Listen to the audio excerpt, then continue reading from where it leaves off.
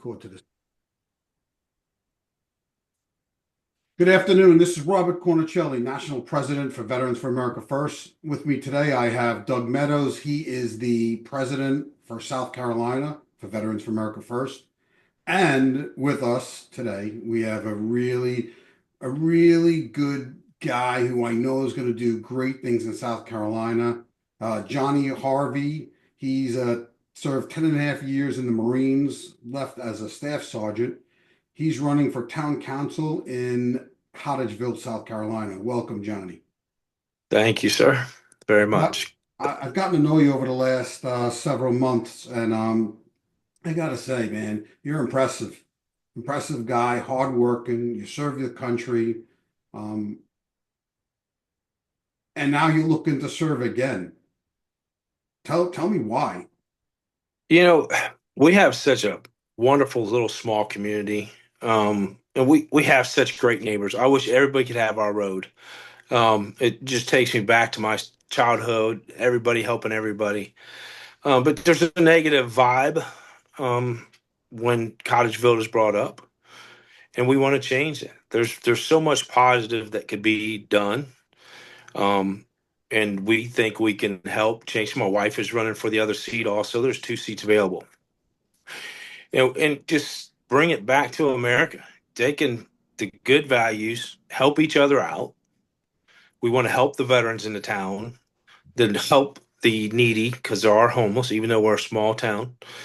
And it's just a pull in the heart. The Lord's led us to do something I never thought I would do, and that's get into politics. So it's we're hoping to make a change for the better. And we're Republican, and we know it's out there. Good is out there. It's not all bad, and we want to put the light on that. Yeah, that's great, man. So, so we are veterans for America First. You are a veteran. You served 10 and a half years in the Marine Corps. Um, so we endorse anyone who stands for America First. Our preference obviously is veterans, but the tag veteran doesn't always mean it's that person's a good person. If you look at like Adam Kinzinger or what's his name, that crazy guy Lou out in California, the word veteran doesn't automatically give you a pass into heaven. You Mhm. served your years. But what have you done after?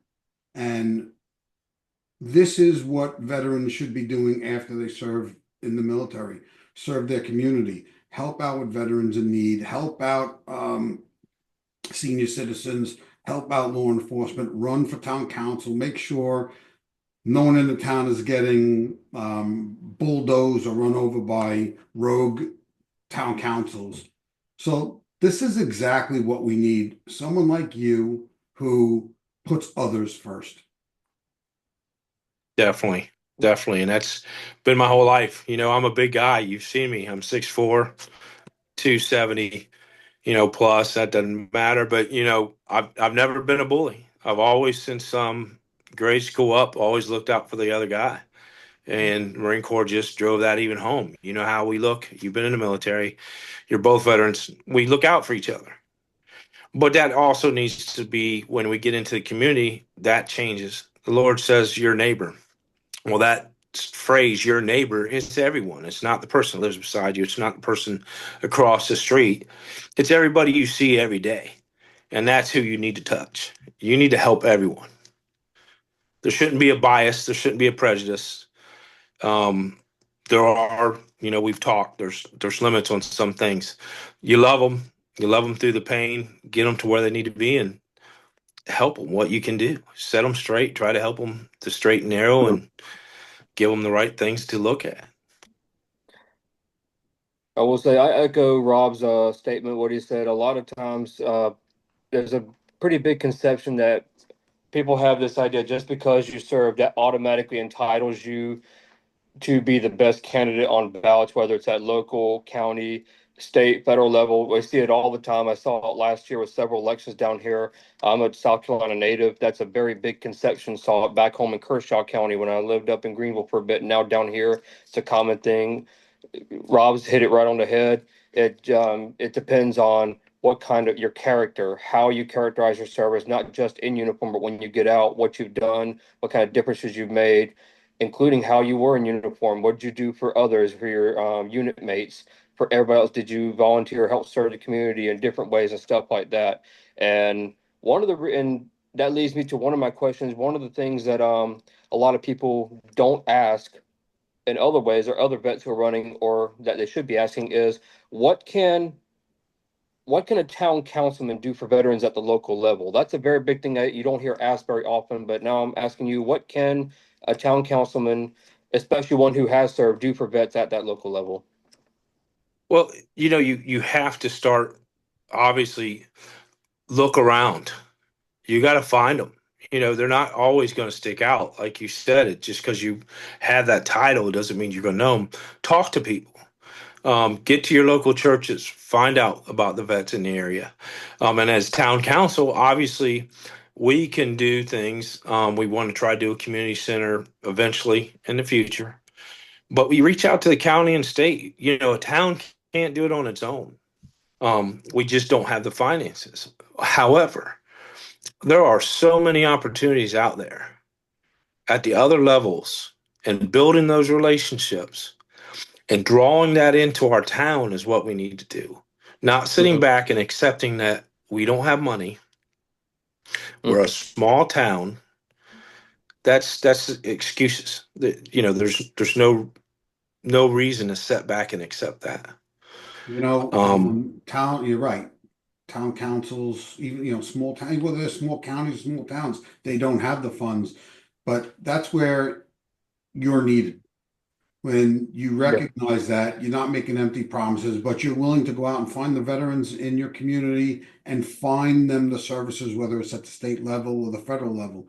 That's what we need, people who care, not just say, you know what, we're gonna we're gonna pay your taxes, or we're gonna have the town shovel your driveways or rake your, you're not making promises. You're saying, I promise and I will find you the answer. And that's more powerful. And it just leads to, Robert, and as a church, I'm going to use church as an example because I serve a lot.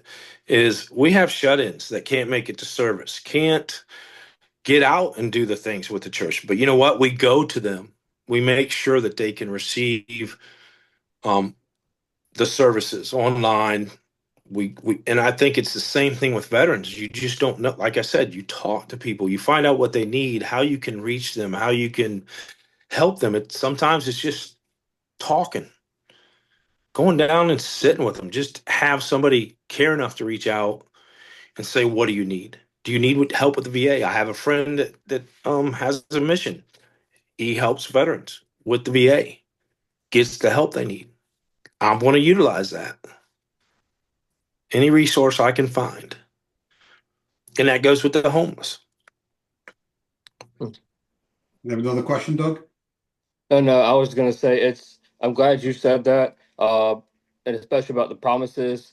I think so many people, normal politicians, what they want to do is they do promises, upon promises, trying to win that vote over.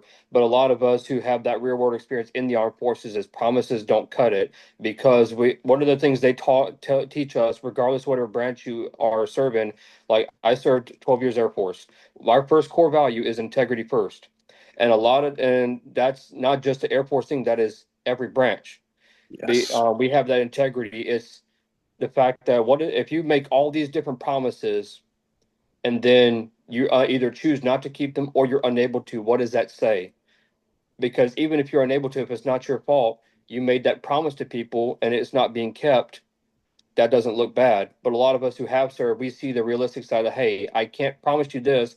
And I've seen a lot of vets who do run for town, for different offices, say this: I can't promise you the world. I'm going to work, but what we say, these relationships come in. We have to work with other units. I worked in aircraft maintenance and flight line logistics, where we can't just focus on that. We have to work with operations, or you have to work with different branches, different units to get the mission done. We have that. All of us who have served have that knowledge, where of working in those interpersonal relationships, where there's different organizations, different individuals, stuff like that, to get the mission done. That's what a lot of us vets bring to the table, and I can see that you understand that, and I'm glad that you do. A lot of people don't, and we need more of that. And but the going back to promises, the fact that you said I can't promise you all this stuff, but we're gonna work as hard as we possibly can to make sure you're taken care of and do what's right by you. So I applaud you for saying that. I love the fact that you spoke that, because that was going to be one of the things I was going to ask you. So Yeah, I've learned, well, we all have. There's been a lot of empty promises in all of our lives, but again, back to the military thing, don't promise it, make it happen if you can. You just work and use the avenues you have. Now, Mhm. there might be some closed doors. You find another door to go through and you just try to work at it and Yeah. know they're there. And like Robert said about the part of just serving is someone knowing you're there, at least caring and trying, is better than nothing. It is better than them sitting there not thinking no one cares about them. Well, And again, it goes from veterans to homeless to the elderly. There's things that are needed out there, and just using the right people, you know, utilizing what you have. before we finish, I just want to say I know about your work ethic because I met you on a job site, um, and I saw how you gave that customer all your attention. You checked on your workers, you resolved problems. There were no excuses. Uh, but I saw other people on the job site, other contractors who constantly had excuses, weren't on the job site, didn't take accountability, weren't responsible. I actually witnessed how you conduct yourself in the field. And I know you're going to make a great councilman and hopefully one day mayor, maybe even one day state senator or rep. I saw your work ethic and I was very impressed. Um, and I think Cottageville will appreciate the fact that you're there and you're going to make Mhm. the town a lot better. I know that. Thank you for Agreed. those kind words, Robert. Thank you, Doug. Yeah, and I appreciate those kinds of words, but humility is the key. Um, Pride comes before the fall, and I will always be humble and know that there's someone else that I can help. And that's my goal, is never ask what I can do. One of the famous sayings is, everybody's going to shoot me for this, but can't remember, is not ask what you can do for your country, but what you can do for your, not what the country can do for you, but what you can do for your country. Well, it starts at the town. I've heard it a couple of times. Well, what's town going to do for me? It's not about what town can do. We are the people. We are the town. Without us, there is no town. That concentration needs to come back. And I think that's America wide. Yeah. Yeah. Mhm. Well, Johnny,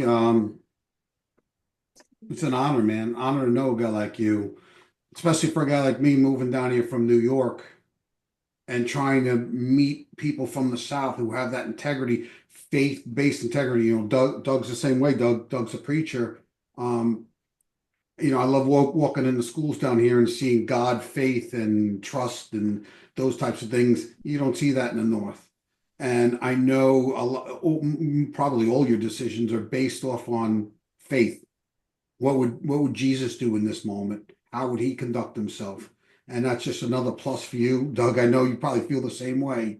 When Absolutely. you're based, your decisions are based on others, not yourself. Well, I appreciate that. And I hope that goal never changes. I know as long as I can breathe, it's not as far as I am concerned, for You want to sure. ask questions, Doug? No, actually, I think uh, Johnny pretty much answered everything. Well, congratulations, Johnny. You have Veterans for America First endorsement for town council in Cottageville, South Carolina. And they're lucky to have you. Well, thank you again for your kind words, Robert and Doug. Thank you for the support and the endorsement. Obviously, I am here to help also. So please reach out to me. As far as the organization, I really want to get more involved and see what we can do. I mean, I've researched the organization, and it's definitely something I would be proud of, and definitely proud to be endorsed by. Well, you have the endorsement, and we'd love to have you on board. No, heck yeah, we can we can do anything for you, let us know. And we're always looking to build our team here in the Palmetto State. So I will definitely be in touch with you. That would be very welcomed. This I is would Robert appreciate it. Cornicelli, National President for Veterans for America First.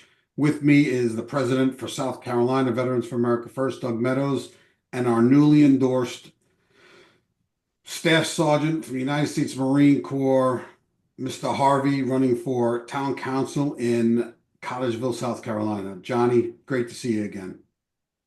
Thank you, sir. You all have a wonderful evening. You too. You have a blessed one. Appreciate y'all.